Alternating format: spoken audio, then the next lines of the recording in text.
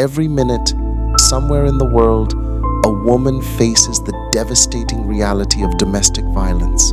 For Primrose, this reality began in a small South African town, behind a door that stayed closed for far too long. It was too much for me, and I went through a lot. 9 surgeries is not a joke. It's not. It's not a joke. I don't know. Sorry. My name is Primrose Ruocha, originally from Zimbabwe.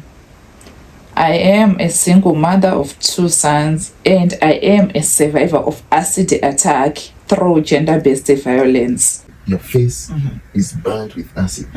Tell me, are you worried about cosmetics, how beautiful you look, or you're worried about I just need to leave? I was worried with my face, like, oh my God, what people are they going to say when they see me like this? I was worried. I don't want to lie. Like, I don't have nose. I don't have eye. I lost my eye. I lost my nose. Amazing grace.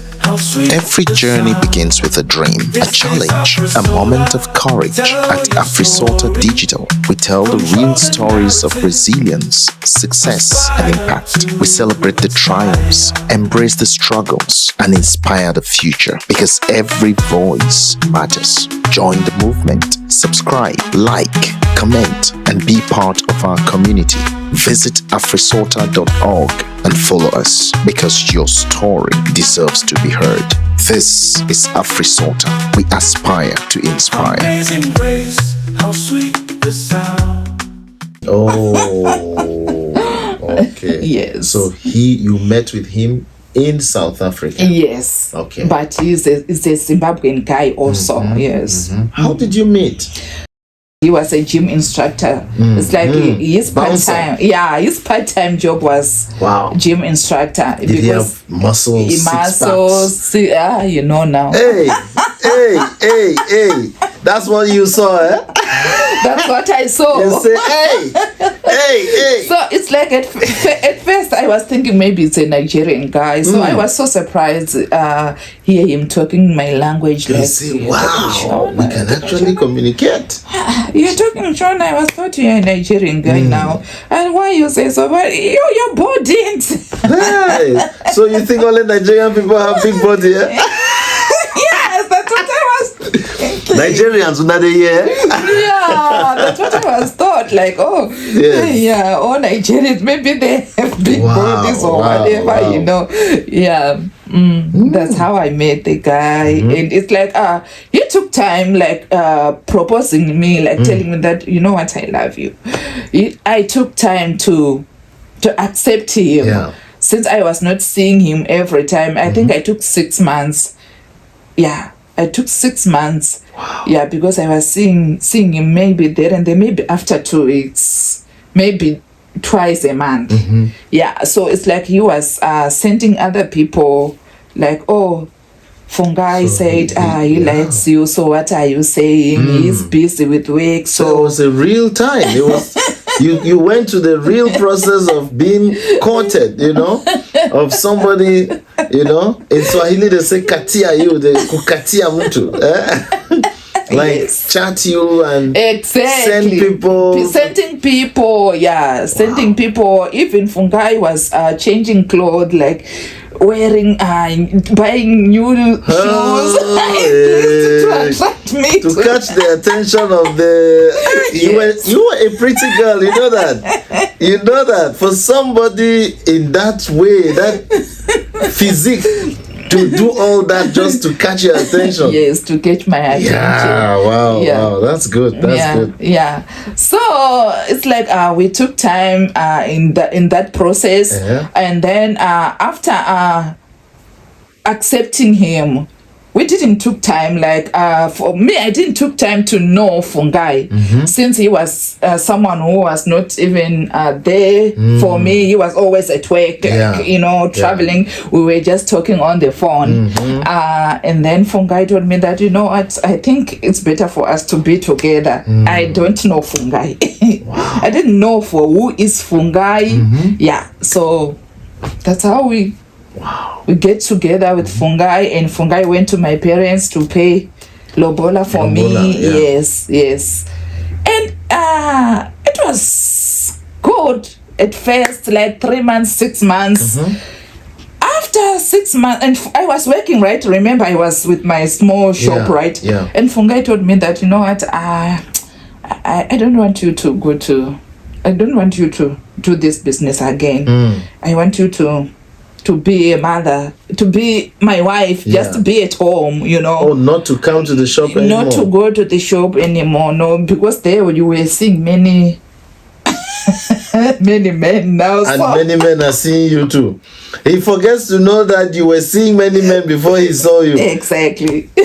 Ah. Exactly. So I accepted, like, oh, it's okay, fine. As long as you take care of me and my kids, because he was with 2 kids, 2 boys again. And then what I did, I just his kids were in Zimbabwe, and then I sent money to them, and then they came to South Africa. You sent money to them? Why? So that they will come and join me. These kids never have mother's love, you know, because their mother died. Could he not send? Could he not bring the children? His children? No, his children were in Zimbabwe. Were in Zimbabwe. Right? Yeah. So for me, I sit down. The one sending money? No, I sit down with him. Like, okay, Fungai, I think your kids must come, since they are their age, like they can work, like they can find something to do here in South Africa. They are 16 and the other one is 17. They can come and look for something. I can be with them. Yeah, since they've never experienced mother's love, I'm there for them. Yes. Wow. So you went in with one heart. You love with a big heart. Exactly, like that. Exactly. How old were your kids at this time? And my kids was he was 15, right? Yeah, my first child. Younger than them. Wow. So as for my kids, we are at my mother's house. They were good. And I didn't want to meet to Oh, meet you didn't move in with your kids? No. Wow. No, I didn't. But you were willing to... with the yes. Because the thing is, I didn't know this guy, right? I want to know him better. Before I bring my kids children in. Yes. That was good. Yes. That was good. But your heart is big. For you to move in there and you and then you go again there with all your industrious mindset. You want to grow together. Yes. You want the children to feel family love. Yes. You know. Yes. Financial dependence, emotional manipulation, fear of what happens next. These are the invisible chains that keep victims like Primrose bound to their abusers. Yes. So everything was going well with Fungai? Everything was going well with Fungai. So it's like Fungai changed. I think it was after 6 months. That's when I started to see true colors of Fungai. What kind of color? Red, black, green? Oh my God, I don't even know how to describe the color. What were the kind of things you started seeing? Oh my God. Fungai was a womanizer person. Since he was with big body, right? He was a womanizer person. And he was that person who don't respect anyone because of his big body. And he was someone who talk nonsense. If I'm someone who just talk, he don't even have boundaries, like I must not talk this, I must You only started noticing this 6 months? 6 months. Everything was okay. Was okay. We were a happy family, me and my 2 boys.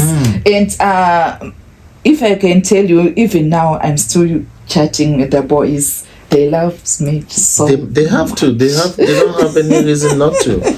You brought them home. They gave them love. Yes, you know? They do. So it's like Fungai was so jealous, extremely jealous. The first act of violence often feels isolated, a moment of weakness, they say, but it is rarely the last. Primrose's life began to unravel in silence, as it does for so many women trapped in cycles of abuse. One day he said to me, I think you are sleeping with my child. I said, what are you saying? He said, the way you guys chat, talk, laughing, I don't understand. But you know what? Well, before this time, did he ever say anything shady to you? Any stupid thing to you? No. So he just came out of nowhere. No way. And then talk to you like this. Yeah. This is but because the thing is, his kids were not with his kids and him. They were not have that bond. They didn't have that bond. No. But you had all the bonding with them. They knew you as mommy. Exactly. Yeah. And you were probably very young for him to come and be thinking like that. He was like that. It's like, I don't even know. I was so surprised. By the time he said that, I think you're sleeping with my... What are you saying? Yeah. What are you saying? Are you okay? Are you drunk or something else? Yeah. Sleep with your... Why your kids? If I want someone to sleep with, it's better for me to go out there.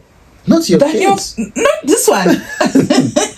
Children that are brought here and I'm trying to raise for you. Exactly. That's when I started noticing that this guy is not normal. What did he say when you asked him those questions? Whether he's okay in his head? Yeah. Did he laugh about it as in, no, I'm just joking? My husband didn't laugh now. He didn't laugh. No time to joke. He was serious about it. No, it's like his attitude. He's the person who don't even laugh. It's like even if you say, you talk something. He's macho man. Nah, he just say, he has to look the part. Just like that. Did he confront the children after talking to you like that? Did he talk to the child? No, he didn't. Wow. He didn't. That's shameful, no?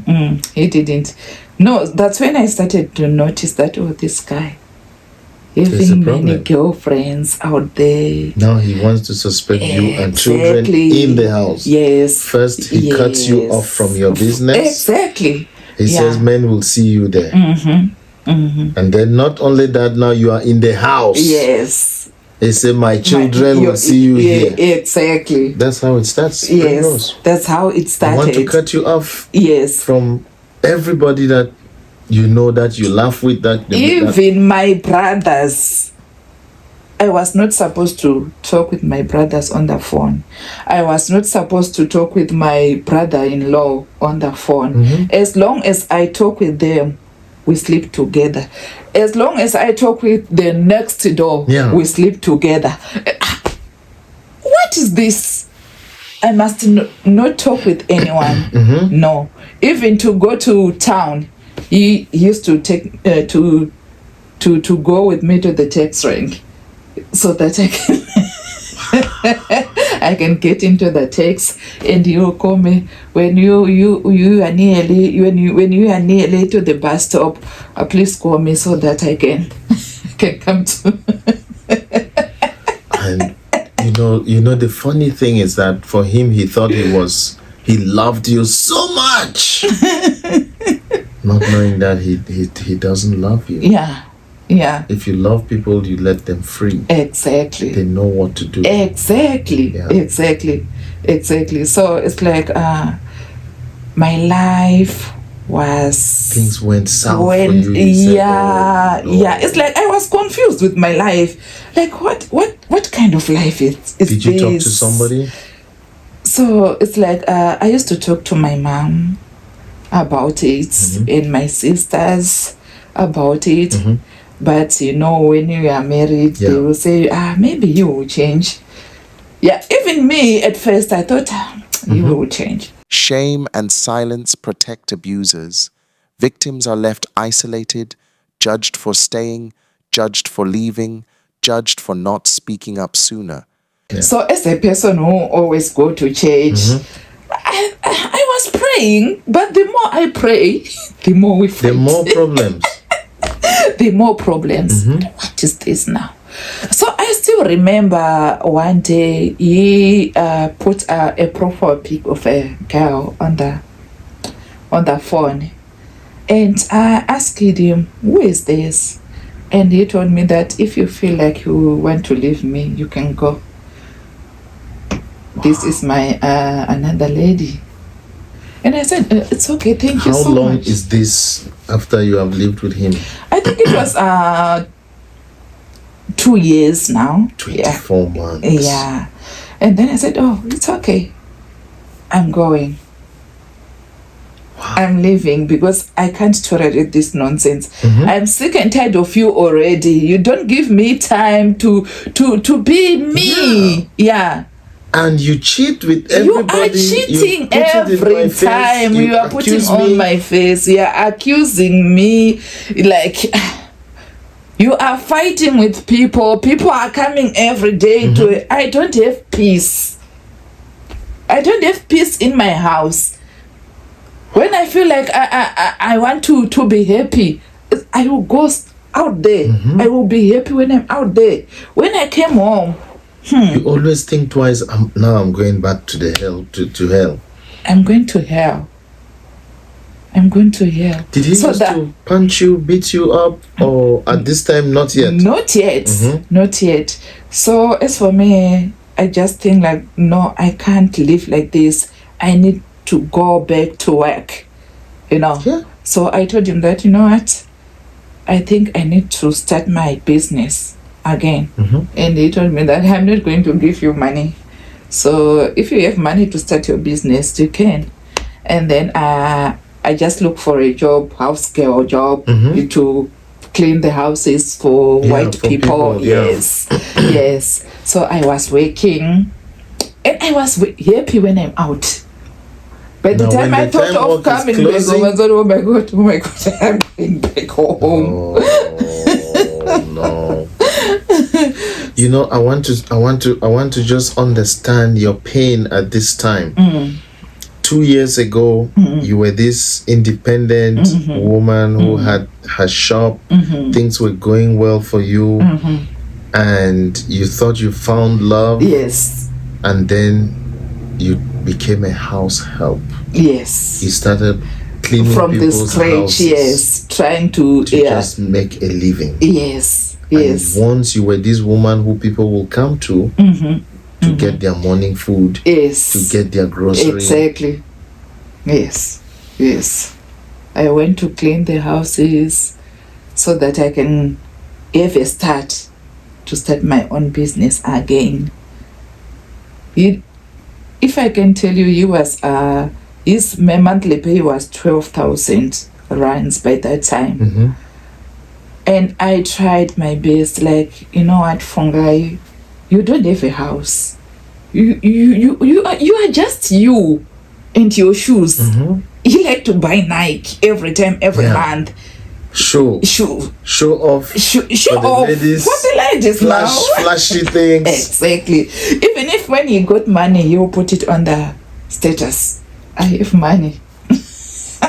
And you, with the mindset of a mature person, you're like, what is this? What is this now? So it's like, I told him that, you know what, Fungai, at least you need to save money so that you can build your own house. His mom died. And so they were fighting for the house. Who will take the house? With his young brother, because they were two brothers and one sister. Yeah, so they were fighting for the house and said, no, what, you need to build your house because we are the firstborn. You won't live in this house, you know. So you need to save. Even a bed you don't have, even a blanket you don't have. So what life are you living? What do you mean you don't have a bed? A blanket? A blanket in Zimbabwe, like even if when he travels to go, Wow. So I was trying to build him, like, you need to do this. Because this is what you know. You know how to grow, how to build. Yeah, you need to do this. So I still remember I went to the next door and I talked to the lady. And then I said, I want your husband to do what they call, they give each other money every month, like Njangi? Exactly. Yeah, I don't know how to merry-go-round or some kind of thing. Exactly. Yes. So to do it with your husband? Yes. So that at least when he got money, maybe you will do something on that month. Yeah, something with that we can see that huge amount of money. Yeah, put it there. Yeah. So they were 3, so they were giving each other 2,000, so which means it was 6,000. And I told him that, okay, so since you are going to get your 6,000, we are going to deposit a bed and then we'll send it to Zimbabwe. And he said it's okay. After he got his money, nice. You told me that it's like the first person come with money and the second one delayed, and he gave me that money and said, okay, you can keep this one money for me. After 2 days, he said, give me my money. This is my money. Oh God. I said, we agreed that we are going to buy something. I said, no, this is my money. Oh, give me my money. And then, was he drinking? Yes, he was drinking, and I gave him his money, and he went to buy a radio for 2,000 and another 4,000. I don't know. Maybe he gave it to the other girl. I don't know. The girl on the profile. I don't know. I don't know. Wow. This was controlling.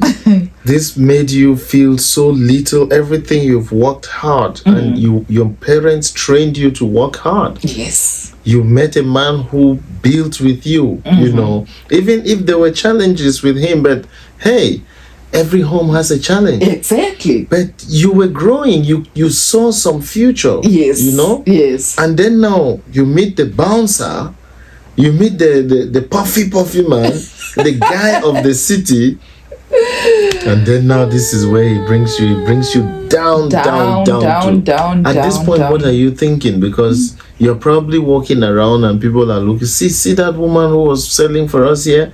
Now she's a house help. I'm sure you were not. It was shameful for you to even look at the people you used to do business with.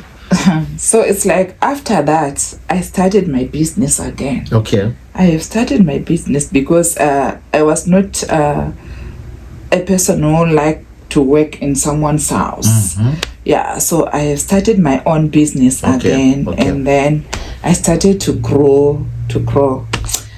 And you are still with him? Yes, I was still with him. But the thing was, we were no longer giving each other money now.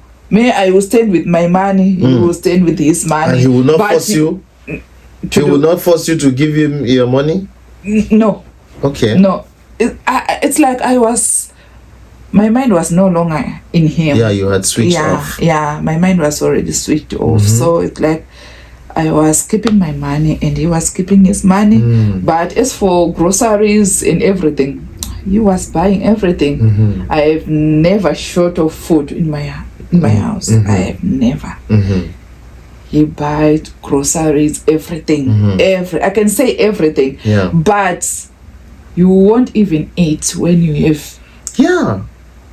Everything starts from here. Yes. Even food. When you are thinking too much, you won't even eat. So I still remember one day when I got back, like he went out. It was his birthday. Okay. So I thought of buying a cake, and I buy him a t-shirt. Yeah.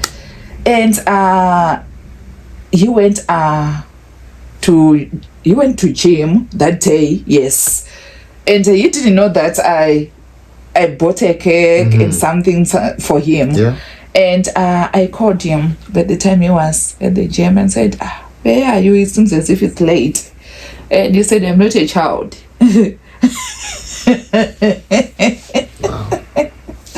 I'm not a child. Why are you looking for me? And said, okay, no worries. It's okay. I didn't tell him that you bought anything to celebrate his birthday. Yeah, because it was January. You know, January people will not have money because So I just thought that okay, at least if I bought a cake and something, just celebrate you. Yeah. And by the time he came back, said, oh, you bought me a cake? And said, yes. And said, oh, thank you. He ate his cake. He took his t-shirt and wear. Boom. Out. He never come back that day. Wow. For the first time, not to sleep in the house. He never come back. He just go out. He told me that he's going wearing the shirt you bought. Exactly. Wearing the Wow. And he went. Wherever he went, I don't even know where.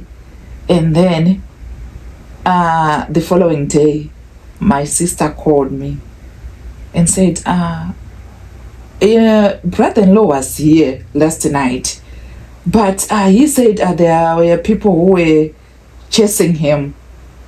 So he said, can you give me a place to sleep so that I will go home tomorrow?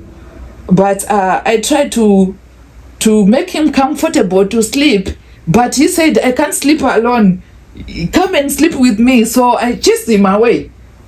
Just imagine, what kind of person is that? He went to my sister, want to sleep with my sister. He went to my sister's house, want to sleep with my sister. Say, I can't sleep alone, so why don't you come and sleep with me? And my sister chased him away. I said, no, you need to go home. You can't sleep here. And he didn't come home that day. He didn't come home. No, nobody knows where he was. He switched his phone, and it was he went Friday and he came back on Sunday. Yes, on Sunday evening. And I didn't say anything to him. I keep quiet as if You didn't hear. Yeah. I just keep quiet. But the thing is, I didn't cook. And he said, why you didn't cook? And I told him that, you know what, I'm waiting for you to come with meat now. You told me that you are going to buy something so that we can cook. So I was waiting, and I'm still waiting. And he kept quiet. And I said to him, can you give me your charger? I want to charge my phone. And he said, you need to buy your charger. You are working, you need to buy your charger. Don't even ask me about the charger. I said, no, it's okay, fine. I went to the bed, I slept. After some minutes, he said, my phone is not charging. Can you give me your phone? I want to see, is it my charger or it's my phone which is not charging? And I said to him, you said you don't want to give me your charger, so I don't think this. I can give you my phone. Before I said my phone, slap you. He slapped me. And this is the first time? That was my first time to slap me. And I said, why do you slap me? And he said, I can slap you again. Because what have I done to you? I didn't ask you where you are coming from.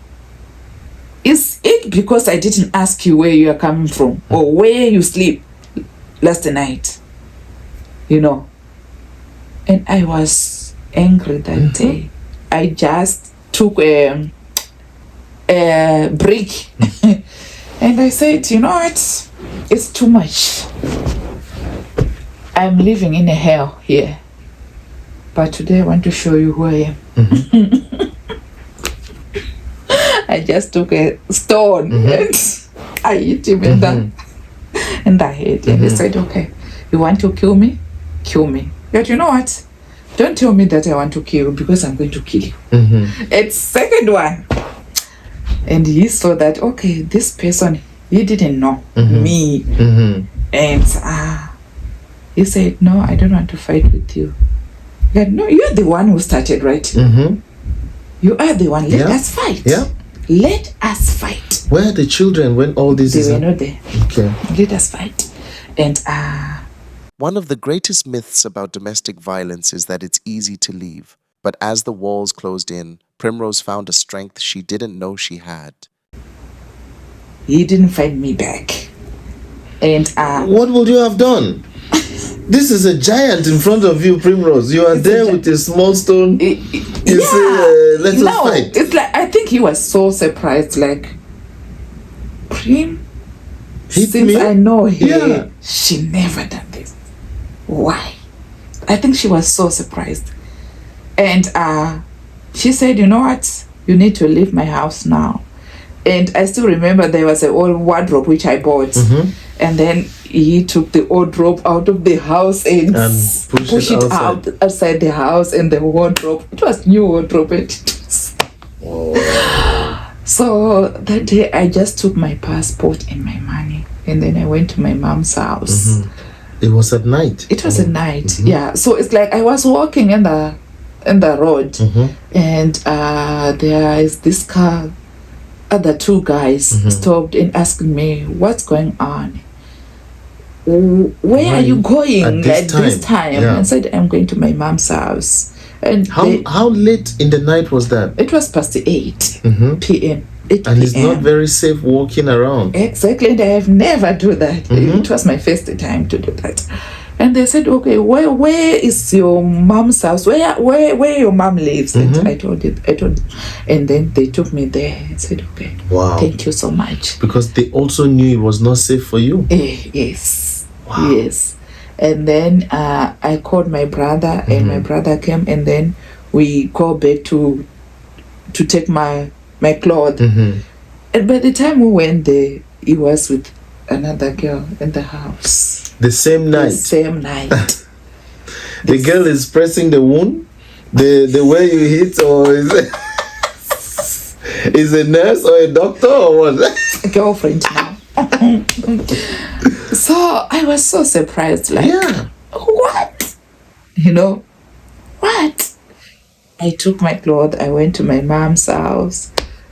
So after some months at my mom's house, he started now, "I'm sorry, this and that, So it's like my mom, he came to my family and apologized, and he paid damage, and I agreed to go back now. Wow. I went back, I went back to him.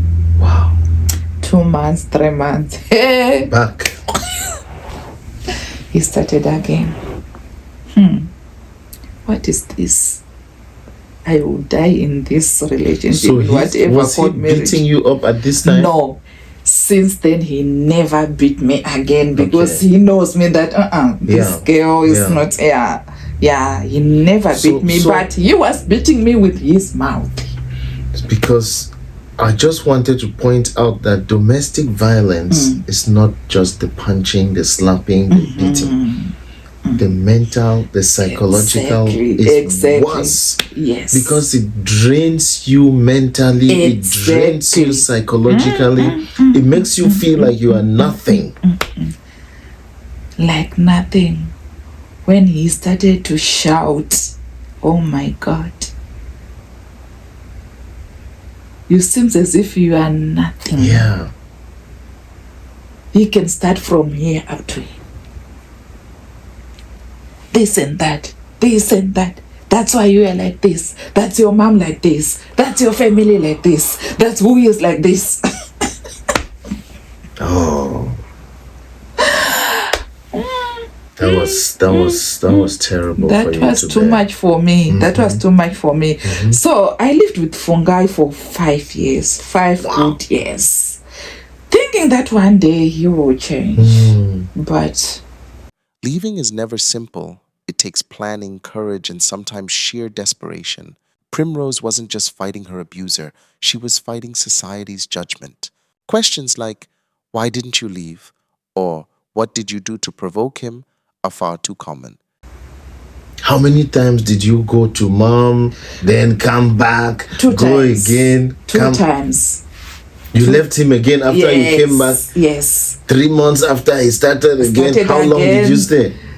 So it's like I think it was 6 months or 7 there. Mom saw you again. So I'm back. yeah, saw me again. I'm back. It was the Primrose. Where was it? Back, yeah, it's like when we fight at the house, he was going to add to the other location, Yeah, so to that take peace. Yeah, and then go to the other location, and then we will leave to the other location. And you have nowhere to go to. You must stay there. They find you there. They leave you there. They fight with you there. So, can you imagine? Yeah, so it was not easy, No, it but the wasn't. thing was, I need to be in my home now. I just want to be. Was it the society that you were trying to keep up with? What was this in your mind that made you feel you are only worth a person if you are a woman in your home? Primrose wasn't just fighting her abuser, she was fighting society's judgment. Questions like, why didn't you leave? Or, what did you do to provoke him? Are far too common. These stereotypes make victims feel like accomplices in their own suffering. He goes out, he can go out and live with somebody, but you have to stay there. Yeah. And he comes back, what does he tell you? So it's like, as for me, since I saw that, oh, this guy is like this, and I end up not even asking, like, where are you coming from? Why you didn't come back? Why? No, I end up not asking. Like, when he come, I just give him food, water to bath. I still remember one day, I saw him with a girl in the gym. Yeah. So he started to shout at me, As for me, I just asked, I asked that girl, and I said politely, if I were you standing the way you are standing with your husband, if I were you standing with your husband the way you are standing with my husband, yeah. How do you feel? Yeah. And she said, no, it's not good, but he didn't tell me that he's married. I said, it's okay, and then I left. Just like that. I didn't fight with anyone. Wow. I just left. I went home. I cooked. He came back from gym, and he went out again. I think he was going to the bar to drink beer so that when he came back, he will be at least better. Yeah. Yeah. He came back. I didn't even ask him.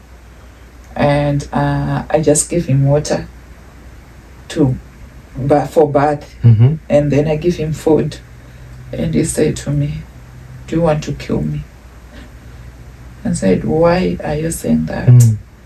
And said, I'm scared to eat your food because you're no longer even asking me where I'm coming from. And I told him that, you know what, I'm tired. I'm tired of asking you one question. And you don't even change.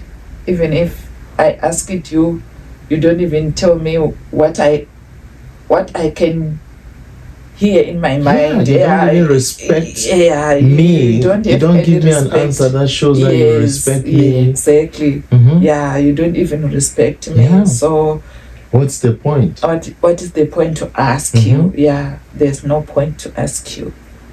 And he didn't eat food because he thinks I poisoned the food. And sometimes we call this thing projection. Because for him, he knows that if you were the one doing this, if you were the girl who had all these boys outside, you come in when you want, he will definitely be thinking of killing you. Yes. So he's now thinking, this woman is not asking me. Yes. This woman is not talking to me. He's not angry. Yes, it's not angry. Yeah. And I was happy. Hi, how are you? Primrose, what were you thinking? What was going on? I was tired. I was tired with the whole thing. Like, I was very, very tired. So I just want to show him that, you know what? I'm no longer in you. Yes, we are together, but my mind is no longer in you. I was tired. My mind was tired. I didn't know what to do. I was tired. I was very, very tired of him. You know, you were tired, but paining. Exactly. How do you manage that? Because what is paining you is this man's behavior. You're tired of that behavior. You're paining, but you are still doing good. Yeah. What is this? I don't know. I don't know. I don't even know. Wow. I don't even know. And this went on for some time. So now you're doing all these, the children can already see that there has been fighting going on. So the children knows now that all these people were fighting, because I still remember one day his firstborn came to me and said, "Mommy, if you leave us We are as finished. children, we are finished. Please come No, back home. God. You can't go. You can't leave us." You see? So You probably were doing it also for those children. Maybe you had them at their soft spot. Did you ever think of that? Did you ever think that you were trying to keep up with the children's needs? Would that be the reason why you stayed and said I'll just no, as for me, I was thinking maybe he will change another day. That's what was in my mind. Maybe he will change. But to the other side, I was tired. Even my family was telling me that, you know what? Don't tell us about your problem again. I will tell my sister that. We tell you this is the solution. You are back. Yes. What is this? 2 minutes, you are back. 2 minutes with my mom. 2 minutes, I'm back. He went to Kimberley. Kimberley is another town in South Africa. There's someone who called him there in Kimberley, said, "Oh, so you can come here in Kimberley and do your bouncing." He came back after 3 months and he was not working. Just imagine if someone is not working, all the ladies, and I am the one who was working. So it's like, when we argue, he said, "Yeah, you want to leave me because I'm not what? I'm not working." So what are you saying? You are the one who is causing troubles here. When I say something, you said, "I must not talk. I'm the one who want to leave you because you are not working." Oh my God. And I just prayed, my God, and now I'm tired. I don't think I will. You've tried everything. I tried my best. I don't think I think this is the end of me here. I don't want this anymore. So it's like they called him in Cape Town. There's a friend of him in Cape Town and called him that you can come to Cape Town for the job, for bouncing. And I said, "Thank you, God. I just pack everything." So, Go. When are you going? Let's take you to the bus station. Exactly, and I went with him to the bus to see if he was truly gone. I have seen him going, and that was my time that I said no. So this guy went to Cape Town. He left me in Pretoria, and this is my chance to leave him for good. For good, because by the time he was in Pretoria, he was coming like every time, begging, come back. Okay, I said, okay. Now you are in Cape Town. It's okay. Bye-bye. For Primrose, it was the start of reclaiming her life. But the journey to safety is rarely linear. Leaving is never simple. It takes planning, courage, and sometimes sheer desperation. I was targeting him. Like, if he did any silly mistake, that's over. Yes. You were targeting who? Him. The man? Yes. Okay. Like, okay, if he said anything, like he shouted at me or what? On the phone, I'm going to tell you that. This is it. Because you have done this one thing to me. Yes. So you are now looking for you think all the other things that he has been doing is not reason yet to say I'm out. Yeah. You are still waiting for one. One. And then one day, he fighted with his young son. He called me at the time he was in Cape Town and said, I fight with Arno. And said, why did you fight with Arno? And he said, I was asking him, why did you come back home early instead of you to look for the job, And I asked him, like, for you fight with Arno on the phone. For what reason? You know that Arno is still young, right? How old was this child? He was 16. And I said, you need to talk to him nicely, than to shout at him. Yeah. And by the time I was at work, by the time I went home, I asked Arno, and Arno said, you know what, Daddy, shouted at me, and he even said, I don't think you are my child. Oh my God. Wow. And I asked him, why are you saying these words? Why would you do this to this young child? Why are you doing this? Do you know that their mother no longer there? But we are still doing this thing to them. Why? Instead of you to cover for them, be a daddy to these kids. But you are shouting at him, why? Wow. And he started now. Yeah, you are sleeping with my son. That's why you were saying that. Yeah, this and that. Now I'm going to... Again, second time. Smaller one. Exactly. You are sleeping with my son. So I'm going to send my people. They are going to burn you guys in the house. And I said, you know what? It's over between me and you. Yeah, it's over. It's over. I said, what did you say? And I said, it's over. I'm done with you. I'm done. I tried my best for 5 years, but as for now, I'm done. You were saying you are not working. So I wanted you to go to work first. So now I'm done because we are working now. You are no longer going to give me any excuse that you are not working. I'm leaving you poor. I'm leaving you to die. Exactly. So now you can take care of yourself. So exactly. And you didn't say anything. Like, it's okay, so you think I'm not going to have another... There are many girls here. The way somebody is talking even. Hear the way he is talking to you. Just like a child. Yeah, there are many girls here in Cape Town. So who do you think you are? I don't even care about you. And said, okay, fine, bye.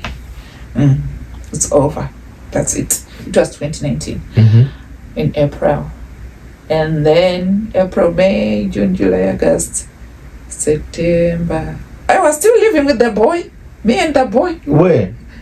In the same house? Yeah, in the same house. It was not over. Primrose was not over. What am I going to do with the boy now? Because the boy was with me and this one was, You can't say go to your brother. No, it's like I was thinking what to do with him.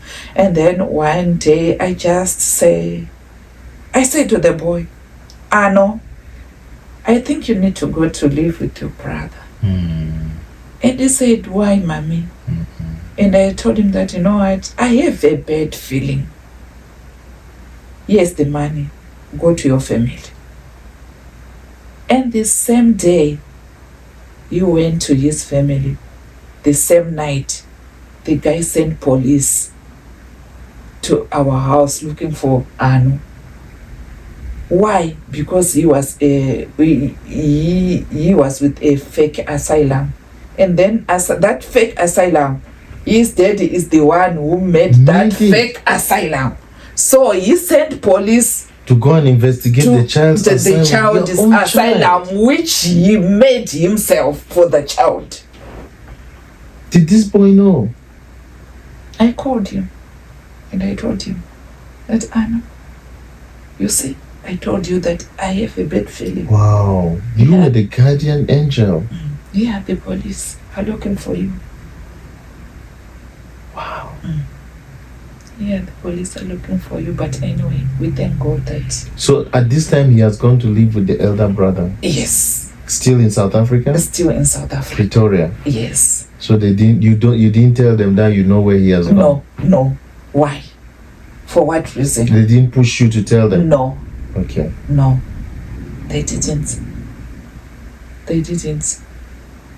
And then, after that, in December, I was not a Facebook person. I was not a Facebook person. So in December, that's when we took pictures with my friend who was living where I was living. And my friend posted a pic on Facebook.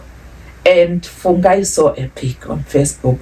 Remember, me and Fungai, we separated in April. Yeah. He saw my picture on Facebook. Yes. That's when he started threatening me. You know what? You are my wife. No man will marry you. You are mine. It's better for me to kill you or we are going to die together. And I said, what are you saying, Fungai? I said, I'm telling you the truth.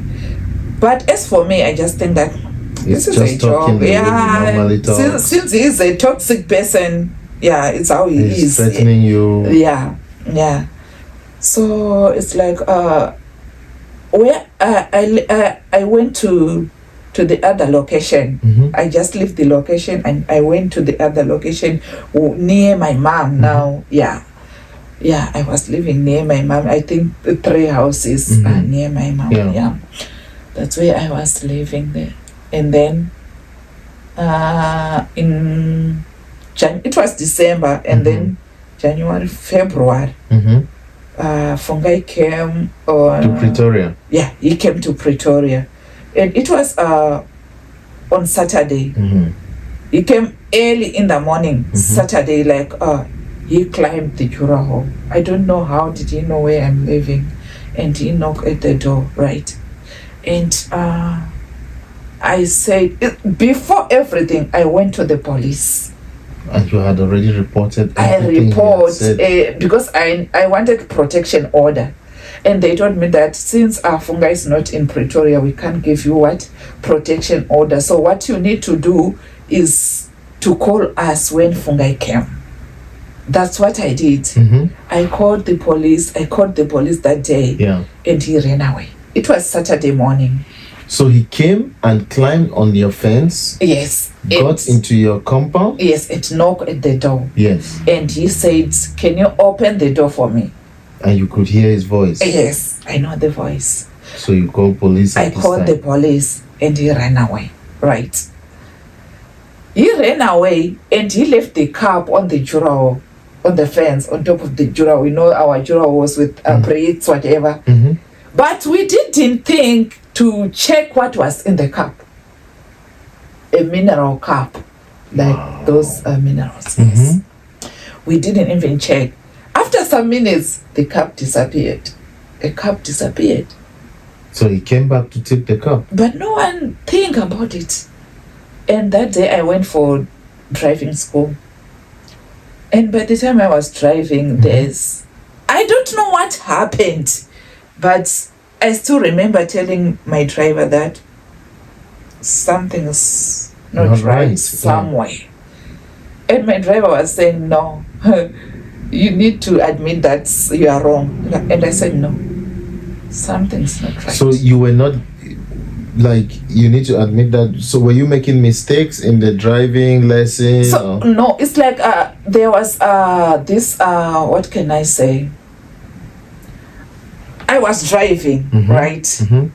I'm on my way driving, and I'm driving, but the car, the way it stopped, like, it shakes like and I told him that, something is not right. And he said, "No, you did mistake." I said, "Okay. But I want you to know that something is not okay. Right." Yeah. Yes. And then it was Saturday, Sunday, and then Monday morning, by the time I was going to work, that's when he attacked me. He just splashed acid on me and ran away. On your face? On my face. On my face. And I screamed. People come out. My mom and my father was there. Come out. So this was closer to your house? Yes. Did the police ever give a protective order? No, they didn't. Because he ran away? He ran away. Yes. So he was monitoring your move? Exactly. And he knows that I will go to work in the morning. He knows that.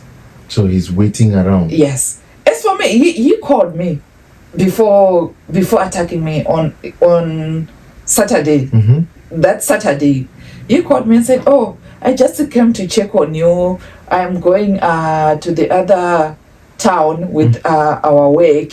So I don't know when am I going to come to see you again, because after my work, I'm going back to Cape Town." You see?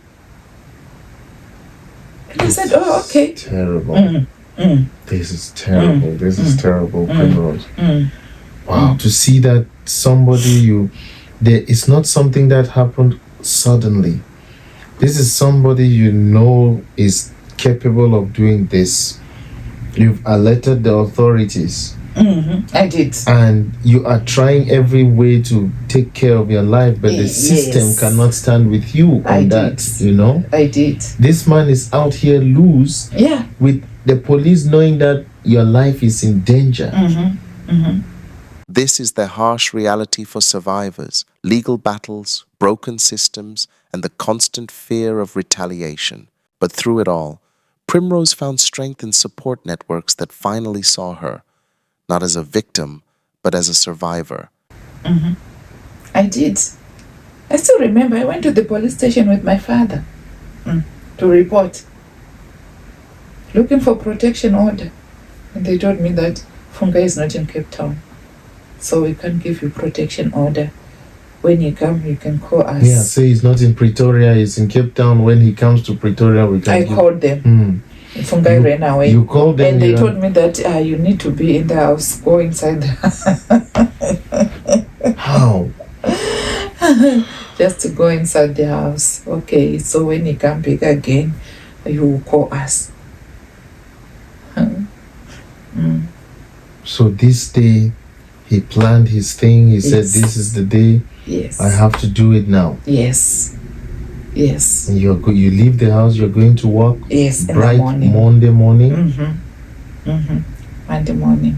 That's when he attacked me. Did you see him or it just came from nowhere? They were two. It was still dark, like you see nowadays. Even very 7 early in the morning? Yeah, very early in the morning. Yeah, it was still dark. Wow. So for my business, you have to be there early. Early in the morning. So you leave early. I know some businesses are like that even in my country. Yes. You have to go and start at around 4 or 5. Yes. Or even 6 or 7 Exactly. so that people come at 9 they find something. Yes. Jesus. I'm so sorry. So even the sun came out, it was another day for me at the hospital. So by that time they called the ambulance and the ambulance came, and I just feel like, no, I think today is the last day of me. Were you conscious? Were you in pain? I was in pain. I was in pain. It's like I was not breathing because of I was in fire. I can tell you that my face was with heat, which I don't even understand, like, because the acid went up to here. Wow. Even the t-shirt which I was wearing, it's already, I don't know where even the ashes, we didn't see. Hey! Serious. Premeditated to kill you. We didn't even see the ashes of the t-shirt, I can tell. So I was no longer breathing, and and I told the driver, I'm no longer breathing here. And the driver tried to open the windows and do everything. And I just do a prayer that I said, oh God, not now, because I have kids. Not now. Yeah. That was my prayer only. God, not now, because I have kids to take care of. Yeah. And then I went to the hospital. In the hospital, they put a catheter for urine. Yeah. So that I won't you won't be moving around. Everyone who was coming to the hospital was crying. As for me, I thought it's over with me. I'm waiting for my day to die. People who were in the hospital, sick people, they were dying. So if someone died there, I thought maybe I am the next. I'm going to die too. Wow. Yeah, I'm going to die. Since this one died, if this one died, I'm going to die too.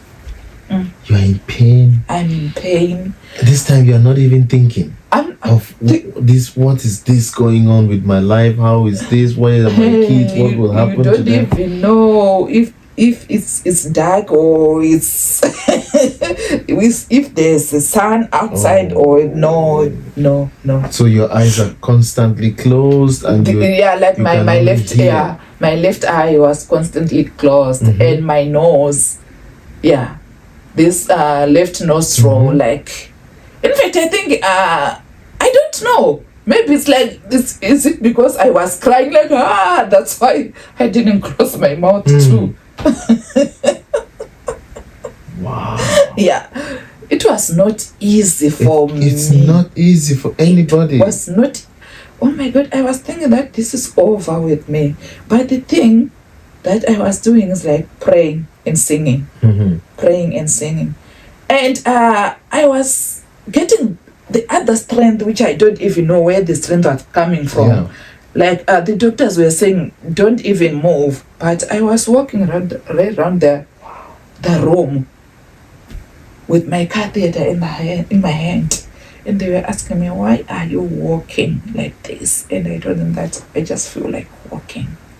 But you are still in pain. I'm in pain. I'm in pain. After how many days in hospital? Do you even remember how many days was this after, or was it the same week? Or? It was the first week of me to be in the hospital.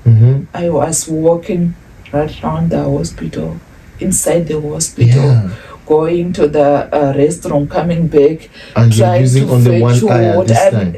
And I was not even seeing the way I'm seeing. And I don't know where the strength was coming from, because it's like I was scared even to sleep. Yeah. Because when I sleep, people are dying left, right, and center. It's better I walk. Let me know that I'm out. Primrose. Oh my God. I was scared of dying. I don't want to lie. I don't want to sit. I don't want to sleep. I don't want to sleep, because when I sleep, I will die. I don't know how it will end. When you find yourself sleep once to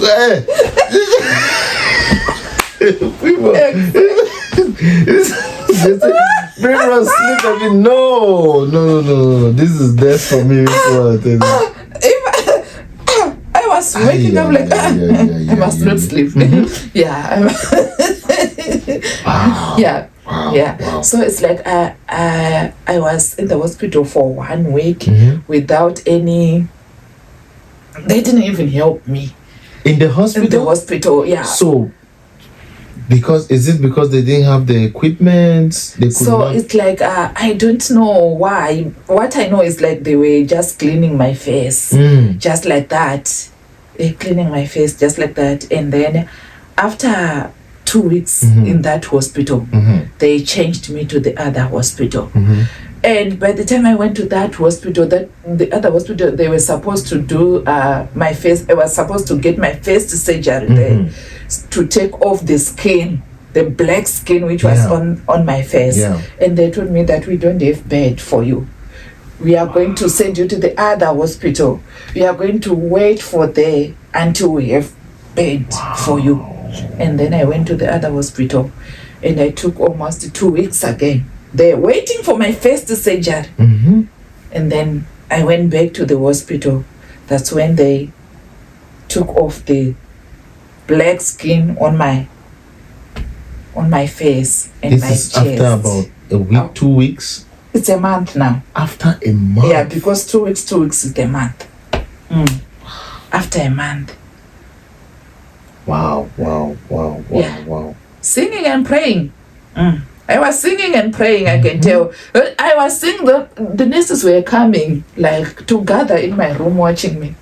But through it all, Primrose found strength in support networks that finally saw her, not as a victim, but as a survivor.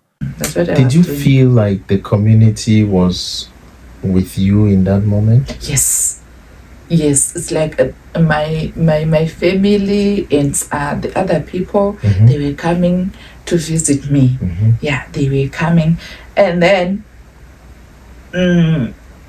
as I said, COVID-19 started by the time I was in the hospital. That's when I feel lonely. No one was coming to the hospital to see me. Lockdown, everybody's on lockdown. Yeah. Even my doctor died. Oh no, for COVID. And they told you that the doctor is dead? Yes. And they were isolating me in my room alone. You said this is it now, if you cough a bit like this. Yeah. They were isolating me in my room. So I was so lonely in the hospital. And the other things, like the nurses were giving me things to clean my wound by myself. By yourself? Yeah, by myself. They were scared that maybe I have COVID too. Yeah. Yeah, so I was doing that for myself, cleaning my wound, and they will come and put bandages. Yeah, that's what they were doing. And I was in the hospital for 4 months. My goodness. Yes, yeah, for 4 months, from February up to May, end of May. And then I went home. I was scared to go out to face people. At this time in the hospital, you are there for 4 months. For 4 months after. Primrose, do you get used to? Do you because you know now that you are deformed. Your face is burned with acid. Tell me, are you worried about cosmetics, how beautiful you look, or you're worried about I just need to leave? I was worried with my face, like, oh my God, what people are they going to say when they see me like this?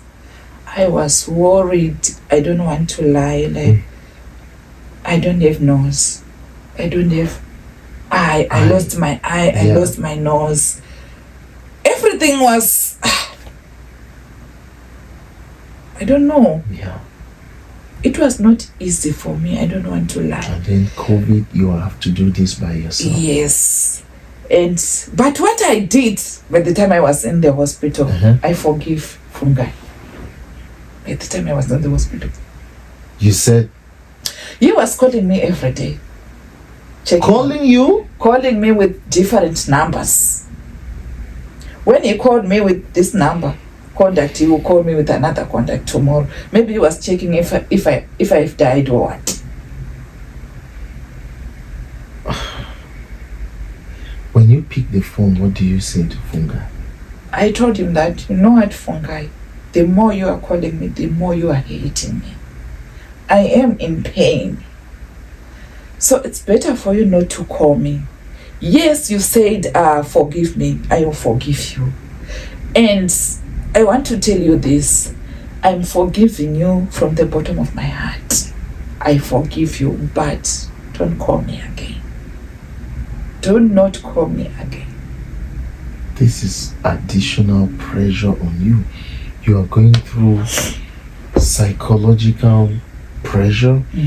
The society and COVID put you under another pressure. You're going through your physical pressure. Then the person who did all this is also adding the pressure for you to go through the forgiveness process. Yes. At that same time. Yes. Yes. And I did. I forgive him. I forgive him for sure, not for I forgive him from my heart. From my heart. I just take a break and I just say, Fungai, I forgive you.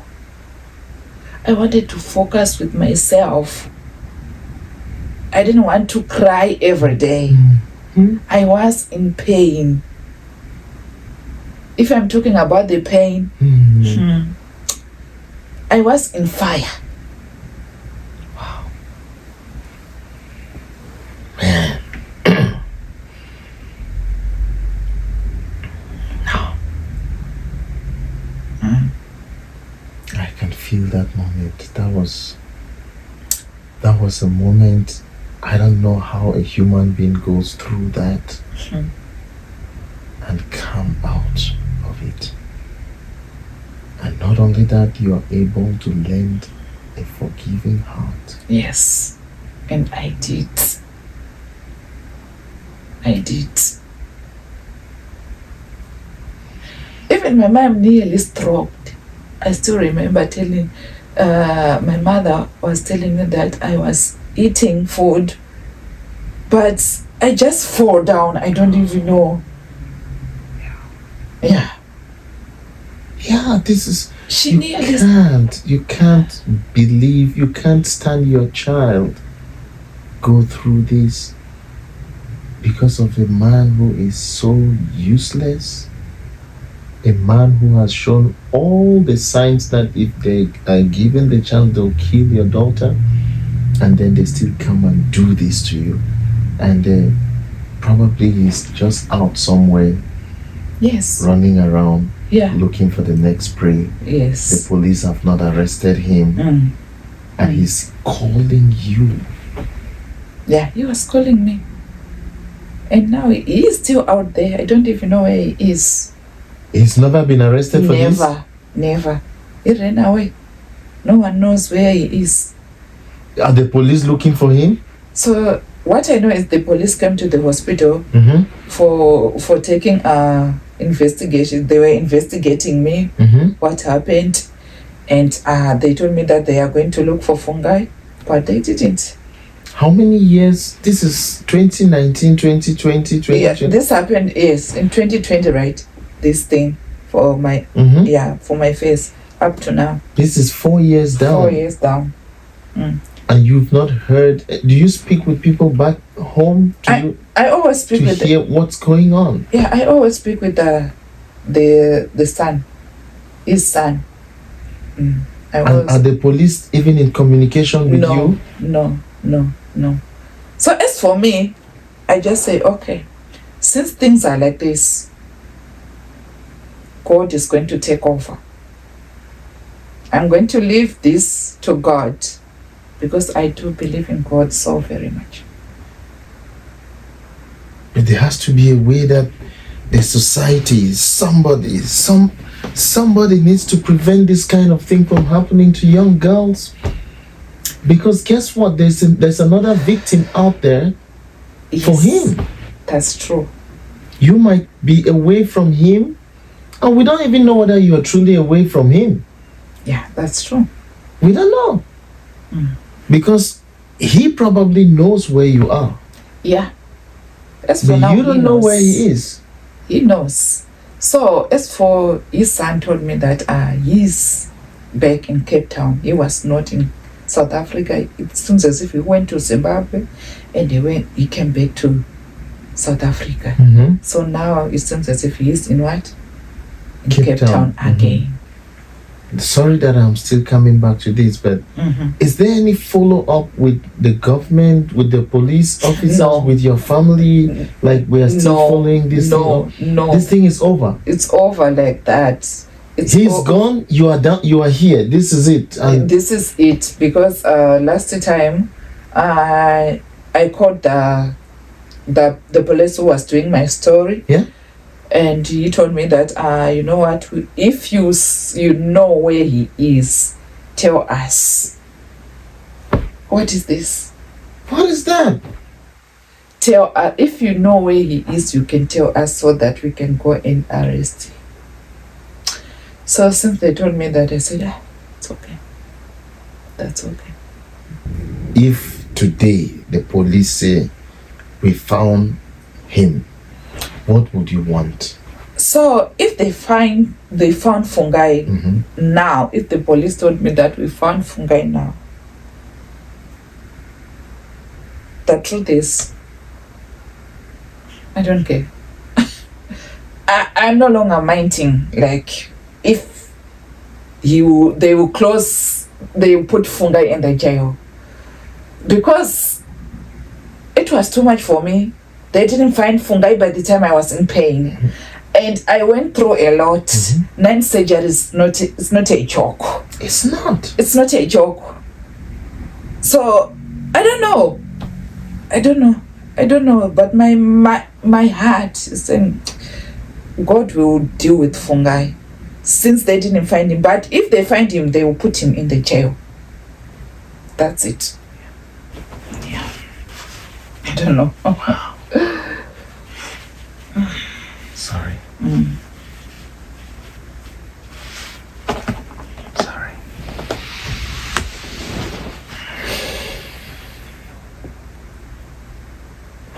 What does forgiveness look like to you? Like, do you really get to do you get over this kind of a thing? Because Primrose, you are going to live without your face that God gave you from birth for the rest of your life. I know.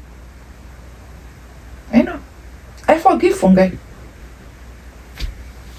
I went through a lot, but I forgive him.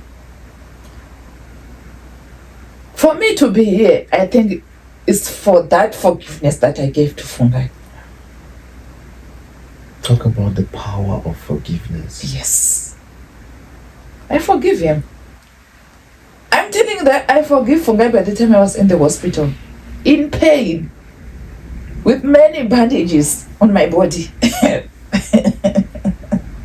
Wow.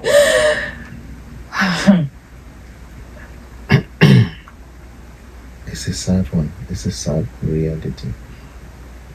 I forgive Fungai with all my heart. Because you speak of this. This is just 4 years ago. Yes. You are still healing. Yes. I'm still healing. And You're still healing. I still need still need more surgery. surgeries. Yes. You don't have the money. I don't have. And I You don't have even to know. work for money. You have to take care of yourself. I don't even know where am I going to get the money. I have the surgery for my neck. I'm still struggling to turn to look that side. But as for Fungai, I don't even think of him. I don't. Even one day. Wow. When I sleep, I sleep. Well, Because I went through a lot with him. And I forgive him. And that comes in my heart. Not on my mouth. I'm talking in my heart. from your heart. From my heart. I forgive him. And many people always ask me, how did I do it? Like forgiving someone who did this. This is the question. Many people. How do you get to that point? Because people hold on to things that are not close. I mean, not close. Yeah. And they are willing to take down Yes. somebody. Somebody. Yes. This is you here. Talking about forgiveness must have very different meaning from what people think and what you know. Yeah. Because to be where you are, to have gone through what you have gone through, and to sit here and proclaim forgiveness. Fungai, wherever you are at, if you're watching this, if you happen to watch this, I hope that you can see the damage that you caused somebody else's child, that you caused somebody who had such a bright future. And I hope that one day, you will be able to bring yourself to serve your own justice. Because this, I don't know how somebody gets over it. I don't know how somebody gets over it. If you have anything to tell Fungai, what would you tell him?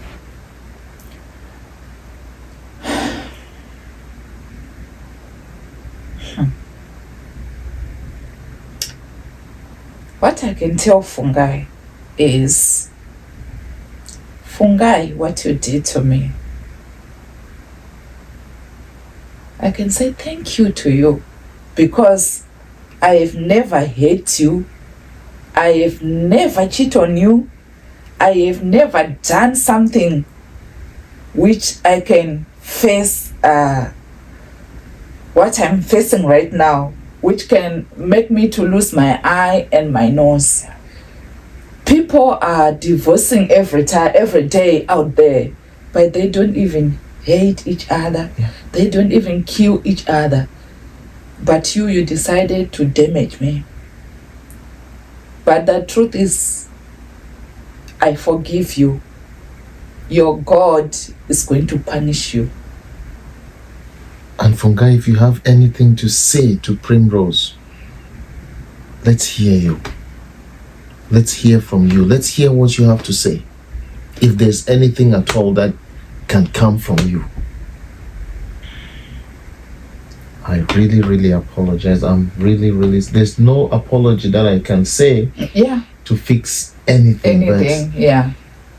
I just want to say, look, whatever it is that you are holding on to keep moving forward, to stay strong, hold it firm. Yes.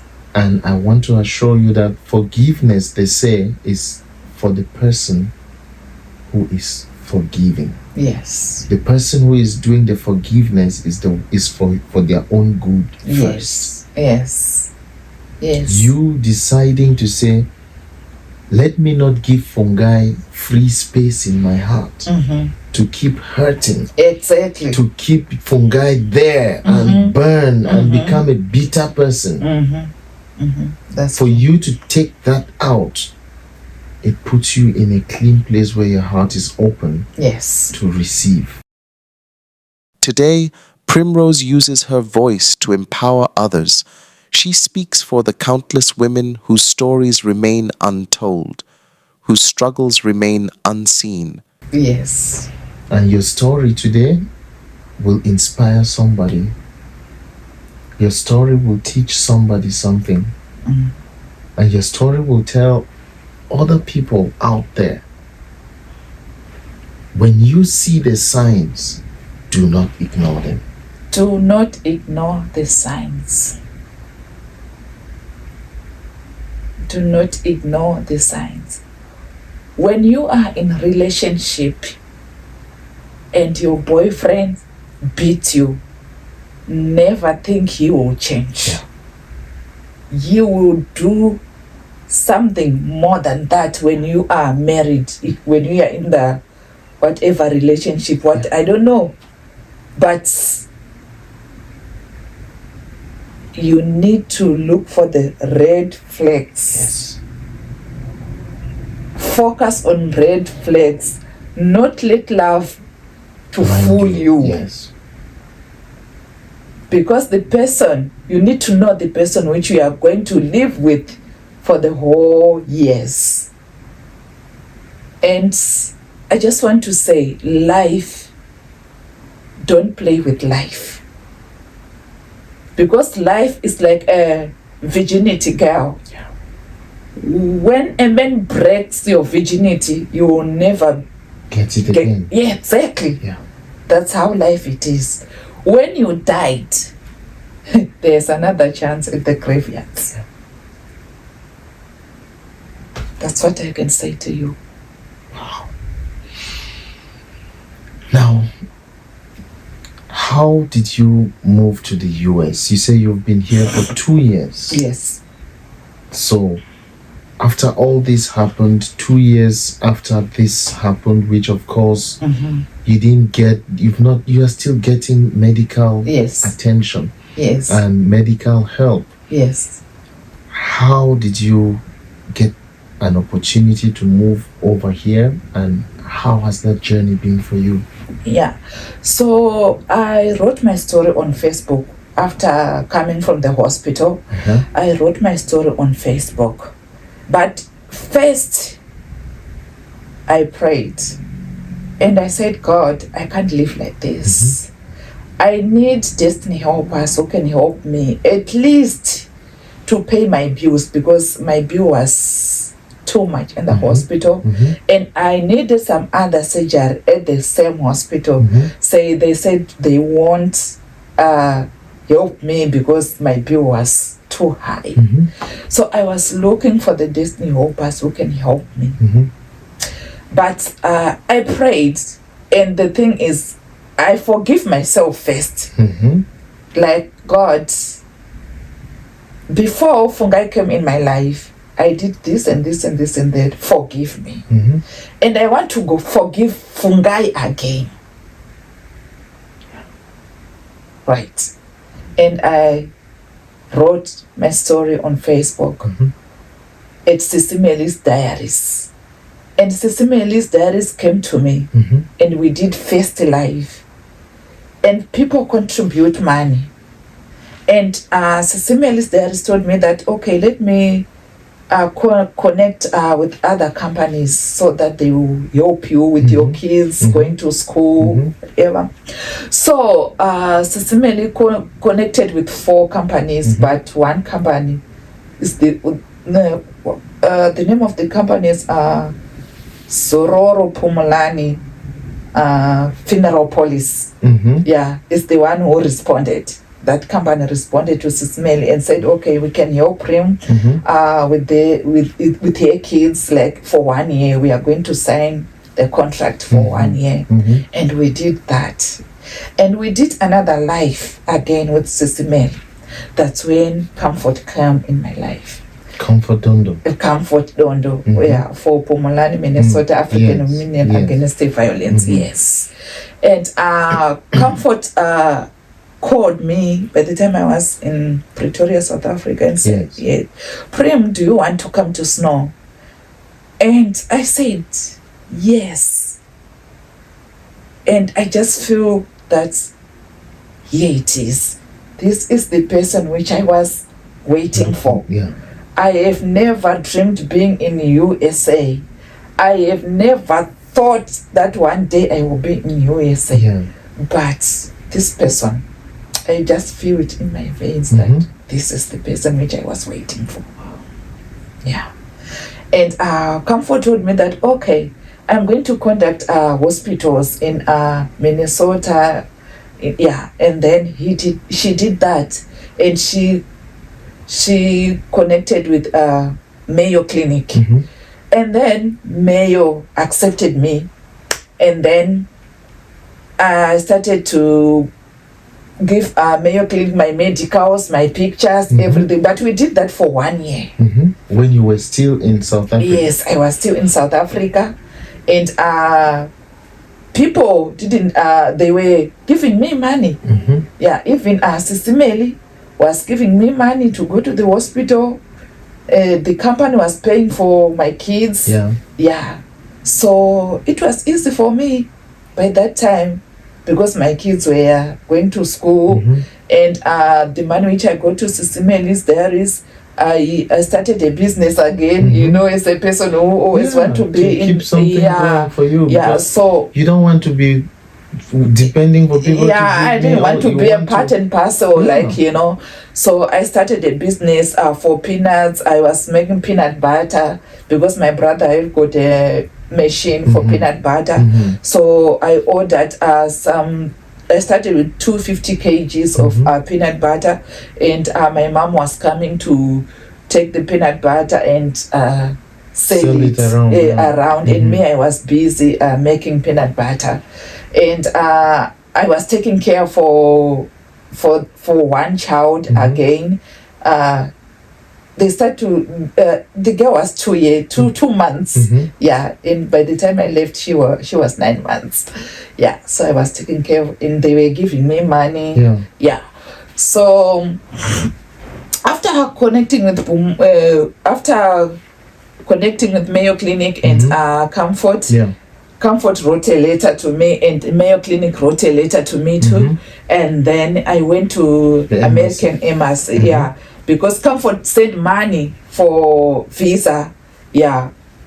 So I got my visa in 5 days. My face was the interview. I didn't do any interview. Yeah. They said, by the time I was there in front of them, they said, okay, where are you going? And I said I'm going to Minnesota. And then said, okay, can you give us the letters? Just like that. I gave them the letter and said, okay, your visa, you come, we are going to call you. Yeah. And then after 5 days, they called me and said, oh, your visa is out. And they told me that, so you are going to wait for 5 days again, so that you will go and collect your visa. But to my surprise, the same day, they told me, you can go and collect your visa. Wow. Yeah.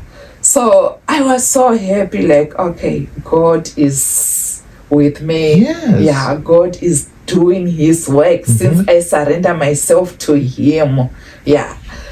yeah, so it's like by the time people come, it's like there's a journalist who come to my place, and he didn't even tell me that Comfort is in South Africa, Wow. and Comfort was the last person to come after finishing my story. Oh, and I was so surprised and I was so happy. Wow. And Comfort told me that I came to accompany you to the America, US, yeah. Yes. And I thank God. I prayed. I sang that day with my family. Yeah. And I was in pain again to leave my family, my mom, and my kids were in Zimbabwe. My kids never see me in this way. Really? No. But they have seen pictures. They saw seen pictures. Video. I still remember my first son cried a lot, like, Mom, Yes. what is this? Yeah. Yeah. Yeah. So for 4 years since this happened, No. you've not hugged your kids. No. I miss them a lot. Wow. I miss them a lot. That's another layer of pain. Primrose, how do you do it?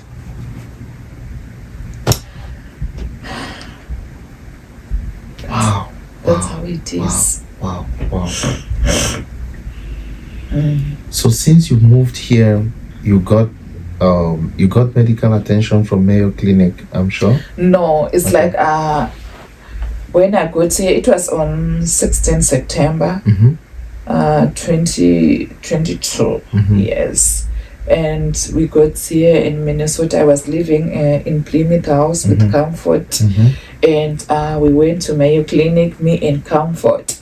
And doctors from Mayo Clinic told me that, you know what, we can't help you for free, is what we were thinking, because we didn't know that your burns are like this. It's high. They are too much, so we can't help you if you don't have money, So Comfort was so mad. Like, why are you disappointing me like this? Yeah. As for me, I was so happy.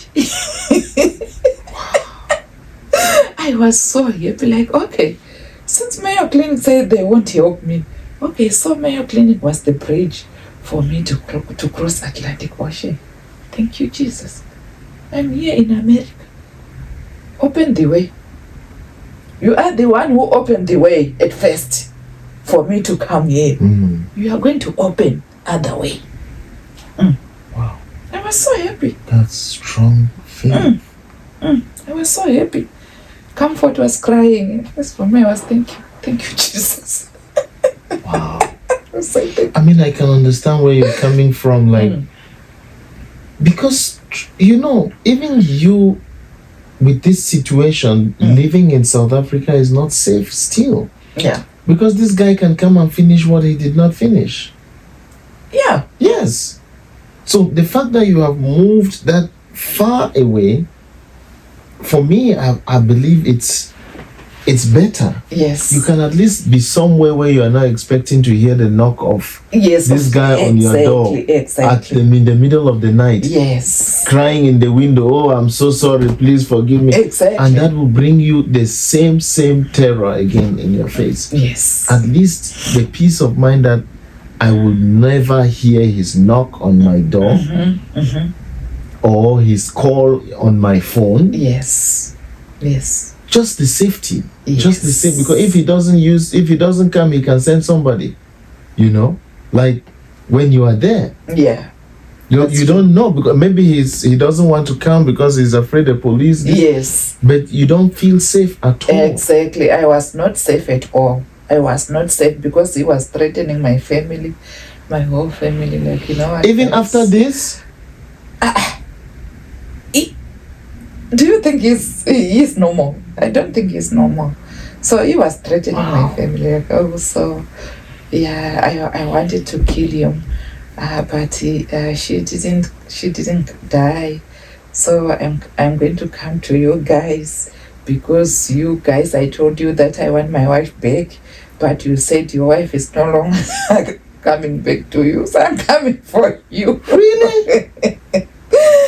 So my family said, okay, come, we are waiting for you. So I think he was scared because of the police, that he is unwanted. And he ended up changing his name, saying, and he was on Facebook, he was Tendai Moyo. Tendai Moyo. He's no longer Fungai. He's Tendai Moyo.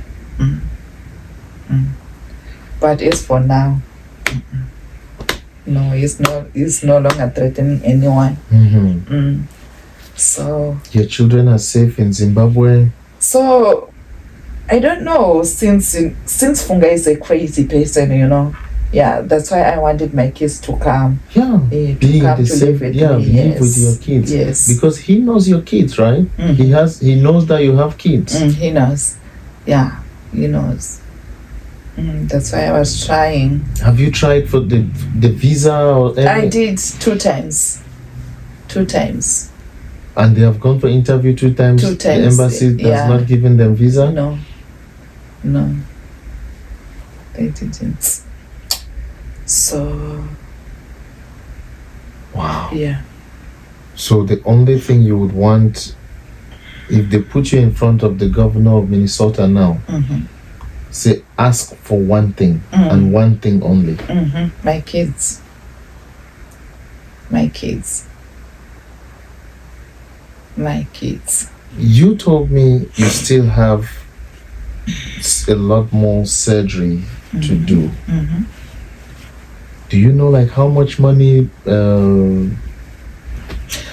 Clinic was talking about or something? So as for Mayo Clinic, we didn't even ask about the money, since they promised us that they are going to help us for free.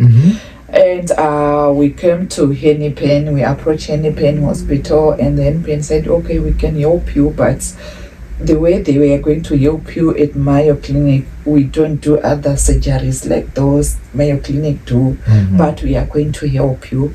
So at first I did my neck surgery because I was like this. Yeah. So they tried to release my neck. Yeah. So they did 2 surgeries on my neck. And first surgery, my neck, second surgery, my neck too. And they lift up my lip. Okay. Because since I was like this, it's like everything was one side. Exactly, one side to the right, yes. So they tried to lift up my lip, and it's like they would take a skin somewhere and try to, and then they did my lids, lower lid and upper lid for my eye, because it was not closing nicely. Wow. So I was in tears each and every time. Yeah, like when there's windy, oh my God, I was struggling. Yeah, because you can't even, you can't blink your eyes. Exactly, I was struggling so very much. Yeah, so they did those lids, and then they opened my nose. Yeah, they opened my nose, and they took off the eye which was inside. Yeah, and they closed it again. And then there is this nurse in St. Paul who did a prosthesis for me. So I can take it off. I use glue. Yeah, I use glue for this thing. Yeah, so nowadays I'm still wearing stents inside my nose, so that the skin, the bent skin won't close like the holes. So at first I will wear my stents inside, and then I will put this prosthesis on top. And then I will go to work. So if you are even seeking help now, maybe somebody's watching this and they say, oh, how can we help? So as is what I said, I still need to have another surgery for my neck. So my insurance is medical insurance. So they said we are no longer going to pay for third surgery. You can see what you can do Yeah, so my doctor said he need $14,000. $14,000. Yes, for the third surgery. Yes, for the third surgery. So I'm looking for the money so that the doctor will release my neck. I'm still struggling to turn. Yeah, at least for now I'm much better, but still I'm struggling to turn. So if I want to turn, I can turn the whole body so that I can. Yeah, otherwise it will pain you. Yes. And you can actually injure yourself. Yeah, it's like you see nowadays it's cold. I will be in pain because this skin will be pulling me too much. Yeah, because of the cold.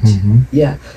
So if you have that third surgery, it will help relieve that. Yeah, I think so. Yeah, because it seems as if you look this side and you look this side, you can see that there's a scar, this part which they must take off. Oh, yes. Okay. Yes. Okay. Yes. Wow. So I don't know where you're watching from. I don't know who you are. I don't know what you plan to do in terms of charity. But here am I with Sister Primrose, and we're still continuing to ask for your support.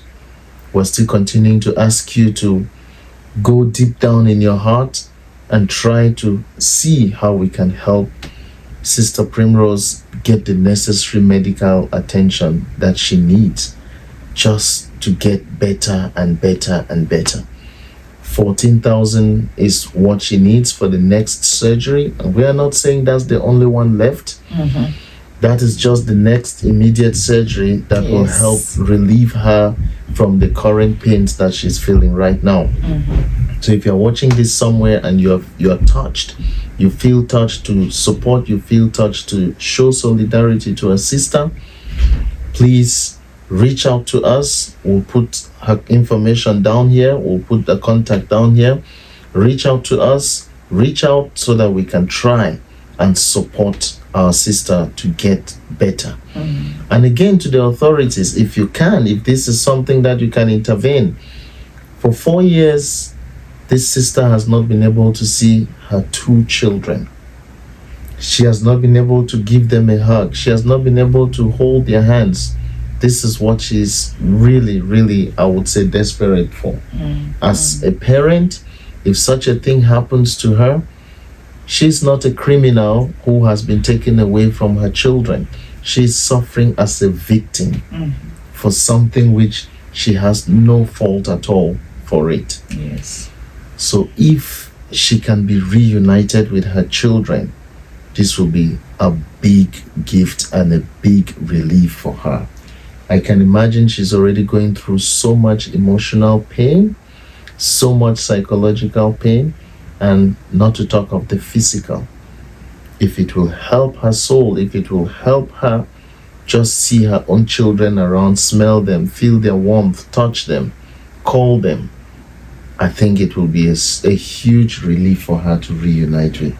That's true. With her children again. So if you are an authority, I want you to think deep down in you and see what you can do to bring these children to meet with their mother.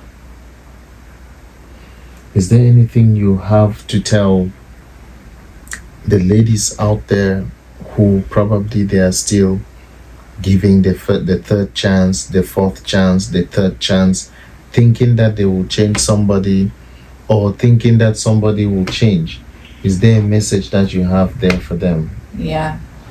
So my message is, ladies, it's better for you to run with your life. A monster is a monster. It will never change. You need to run away with your life before you die. Because at the graveyards, there's no life. When you die, you died. No another chance. So please, it's better for you to go far from the monster to save your life. You can get married again and don't even suffer for someone else. Like what people are they going to say when I leave this guy? No. People will talk even things are good. People will talk even things are bad. So what you need to know is people talk always. Run with your life. That is my message. Thank you. Thank you so much. Any message for men out there? Good men? Men who are horrible? To you men, please don't hate your wives. If you feel like you don't like your wife, let her go. Just let her go for you to be free. And it's not good for a man to have many ladies, or to hate a wife, like putting other girls on profile pictures or on status. No, it's not good at all, guys. You hate us so very much. You give us big pain. That pain is like something like a sharp knife, in our heart. So please try to respect us. Try to respect us by all means. Thank you. And what's the future for Primrose? What are you aspiring to do? So as for me, you say I'm in this house, but I always pray to my God to lift me up. I want to start my business, because business is the thing which is in my mind, and that is the thing which I grow up want to do. But I just feel like one day I'm going to have my own business. I'm going to have my own things which are going to be in my name. Yeah. So I just feel that I will do it one day. And one day you're going to see PR companies, shops. Beautiful. Yes. Beautiful. That's a huge dream. Yes. PR group of companies. Yes. And that dream, as long as you have that dream, do not fear to dream. Yes. Do not fear to dream, because your dreams are valid. Amen. Yes. And God will see you through. If you are alive today, Primrose, I will tell you that there is a reason. Exactly. There's a big reason for me. That's why I'm alive right now. Yeah. You underwent this during COVID. There were people who were very healthy. Exactly. And died. And I was not wearing mask at the hospital. Yeah. I was, but I'm still strong. And you're here. Exactly. Thank God. Wow. I'm so touched. This touches me really, really much. And thank you so much for your time. Thank you so much for sharing your story. And I know that help will come your way. Yes. I believe that, and I know for sure help will come your way. I believe so too. Yes. Today, Primrose uses her voice to empower others. She speaks for the countless women whose stories remain untold, whose struggles remain unseen. Primrose's story is one of pain, but also one of resilience. By breaking her silence, she's helping others find their voice. Domestic violence thrives in silence, but together we can shatter it. If you or someone you know is experiencing domestic violence, please seek help. You are not alone.